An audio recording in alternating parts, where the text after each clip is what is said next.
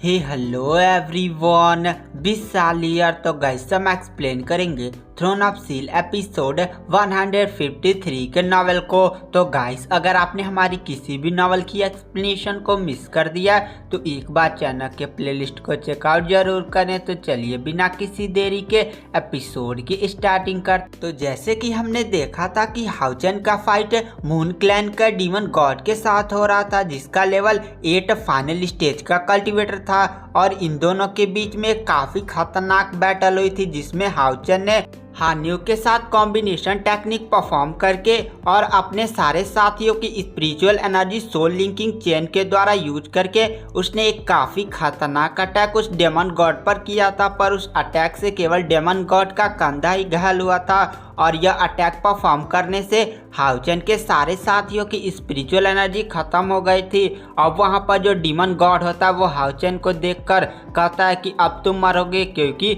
वहां पर demon God का केवल एक ही हाथ घायल था और यहाँ पर हाउचन और युक्सी की टीम के लगभग सारे बंदों एकदम घायल पड़े हुए थे। और वो जो डीमन गॉड होता है वो हाउचन को देखकर अपना एक खंदा उठाता है और उसमें तलवार लेकर हाउचन की तरफ बढ़ने लगता है। तो वहाँ पर जितने भी लो ग्रेड और जनरल ग्रेड के बंदे थे, जिसमें यांग वांग झाओ के टीम के मेंबर्स थे, वो भी जाकर उस डेमन गॉड को हाउचन को मारने से रोकने के लिए उसको अटैक करते हैं। पर वो डेमन गॉड इतना ज़्यादा पावरफुल था कि एक ही अटैक में जो यांग वांग झाओ और उसकी सारी टीम को उठाकर फेंक देता है और वह हाउचन की तरफ अपनी स्वाड लेकर बढ़ने लगता है। तो जो यहाँ पर यांग वांग झाओ होता है, सारे बंदे होते हैं, वो एक ही साथ मिलकर उसे रोकते हैं, पर उसके अटैक का वो लोग सामना नहीं कर पाते और वो लोग भी अब बहुत ही ज़्यादा घायल हो चुके थे। तभी वहाँ पर जो हाउचन होता है वो इस अटैक को अपनी तरफ बढ़ता हुआ देखकर समझ जाता है कि अब वह इस अटैक से बच नहीं सकता।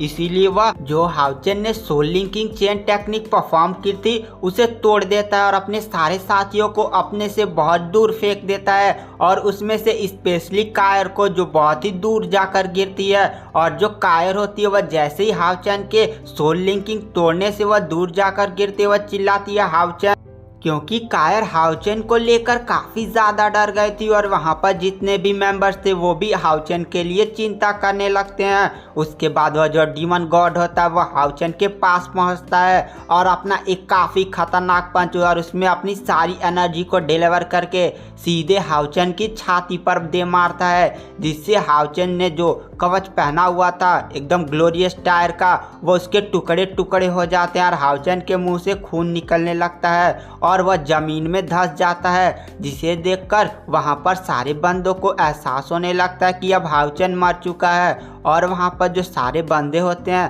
सभी की आंखों से आंसू गिरने लगते हैं और इधर हमें दिखाया जाता है कायर की तरफ, जो देख सुन नहीं सकती थी, पर उसको भी रियलाइज हो जाता है कि हाउचन को कुछ ना कुछ जरूर हुआ है और उसकी आंखों से भी आंसू गिरने लगते हैं और कायर काफ़ी ज़्यादा डर जाती है और रोने लगती है। तभी वहाँ पर उस लेडी वांग युआन आती है और कायर को अपने गोद में और उसे गले लगाकर वो भी रोने लगती है और कहती है कि कायर चुप हो जाओ। और यह सारा सीन देखकर वहाँ पर जितने भी लोग थे, जितने भी नाइट्स थे, उनकी आंखों से भी आंसू गिरने लगते हैं और उनके अपने आंखों पर विश्वास नहीं हो रहा था कि हाउचन यहाँ पर ख़त्म हो चुका है और वो लोग काफ़ी ज़्यादा उस डीमन गॉड पर गुस्सा करने लगते हैं। और इधर कायर जो होती है उसकी आंखों से लगातार आंसू गिर रहे थे, वो काफ़ी ज़्यादा डरी हुई थी, उसकी आंखों से लगातार आंसू गिरते ही जा रहे थे। तभी वह खड़ी होती है और दौड़ते हुए रोते रोते सीधे हाउचन को बुलाते हुए उसके पास जाने लगती है। तो लोग उसे पकड़कर रोकने लगते हैं और इधर हमें दिखाया जाता है डेमन गॉड की तरफ, जिसका पंच अभी हाउचन की छाती पे ही था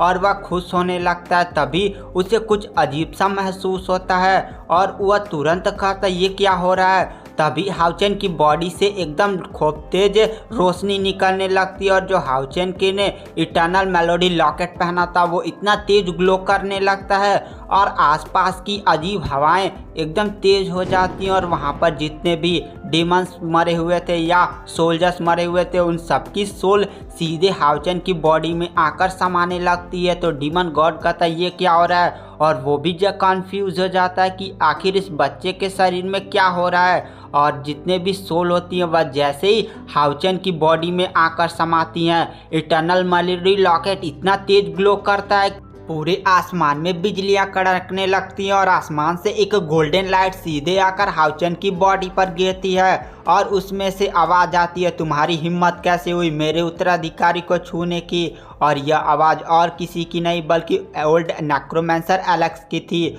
और उस हाउचेन के इटर्नल मेलोडी से एक इतना खतरनाक अटैक सीधे निकलता है कि जो डेमन गॉड था उसके जिससे हाथ से उसने हाउचेन को पंच किया था उसके टुकड़े टुकड़े हो जाते हैं और वह सीधे 100 मीटर दूर जाकर गिरता है। और यह सारी चीज़ों को देखकर वह डेमन गॉड इतना डर जाता है कि तुरंत वहां से भाग जाता है। और तभी हाउचेन की बॉडी के इटर्नल मेलोडी लॉकेट से एक रोशनी गोल्डन लाइट सीधे आसमान में जाती है और वहां पर जितने भी साउथर्न एरिया का मतलब जितने भी वह फाइट एरिया में हो रहा था वहां पर एक अजीब सी लाइट फैलने लगती है जिससे नॉर्मल डीमन तुरंत मरने लगते हैं। और वहां पर जो 12 डीमन गॉड थे वह इस लाइट को देखकर इतना ज़्यादा डर जाते हैं कि वो लोग वहां से भागने और यहाँ से सारे डीमंस गॉड जितने भी पूरे एरिया में फैले हुए थे उनके भागने का कारण यह था कि वो जो लाइट थी वह सीधे ही उनके डीमन पिलर की लाइट्स को कम कर रही थी। अगर वहाँ पर थोड़ी भी देर और रुकते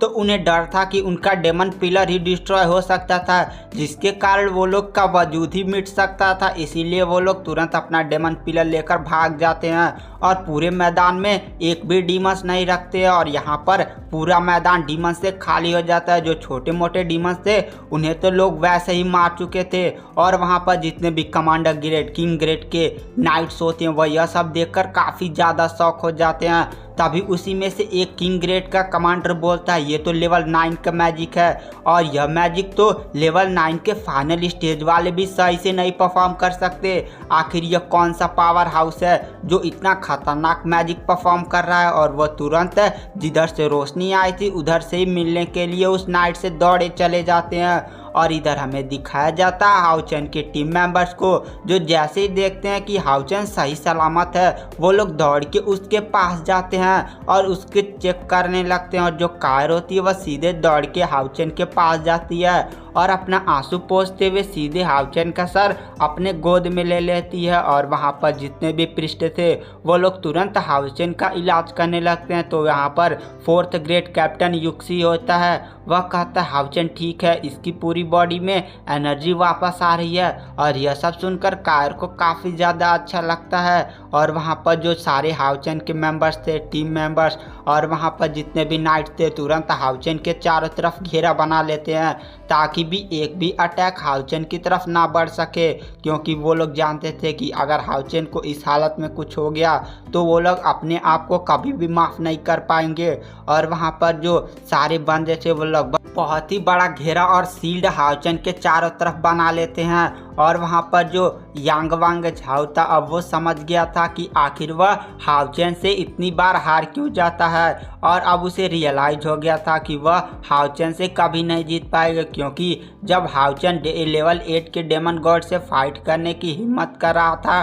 तो वो जो यांग वांग झाओ था वह अपने टीम मेंबर्स को बचाने की कोशिश कर रहा था। वो तो डेमन गॉड से फाइट करना ही नहीं चाह रहा था, बस अपने टीम को बचाना चाह रहा था। और तभी वहाँ पर जो सारे नाइट्स होते हैं वह किंग ग्रेड कमांडर ग्रेड वह सीधे हाउचेन की तरफ आते हैं और वो लोग इस कहते हैं ये हमारा नायक है और वह तुरंत हाउचेन को सैल्यूट करते हैं। उसके बाद वहाँ पर जो किंग ग्रेड का प्रीस्ट होता है वह तुरंत हाउचेन के पास जाता है और अपनी पावर्स का यूज करते हुए सीधे वह हाउचेन का इलाज करने लगता है और थोड़ी देर में हाउचेन को ठीक कर देता है। तो वो जो प्रीस्ट होता है वह कार से कहता है, बेटी तुम चिंता मत करो, यह जल्दी ठीक हो जाएगा, आप लोग इसे लेकर चलिए साउथर्न सिटी के यहाँ पर एक बहुत ही बड़ा मुख्यालय है जहाँ पर हाउचेन का बढ़िया से इलाज हो सकता है। और यहाँ पर अब एक भी डीमंस नहीं बचा था। और तभी वहाँ पर टेम्पल ऑफ अलायंस के हेड एल्डर हाकिन आ जाते हैं, जिसे देखकर वहाँ पर जितने भी सोल्जर्स होते हैं वह तुरंत झुक जाते हैं और उस नाइट को ग्रीट करते हैं। तभी वहाँ पर जो एल्डर हाकिन होते हैं वह सीधे हाउचेन के पास आते हैं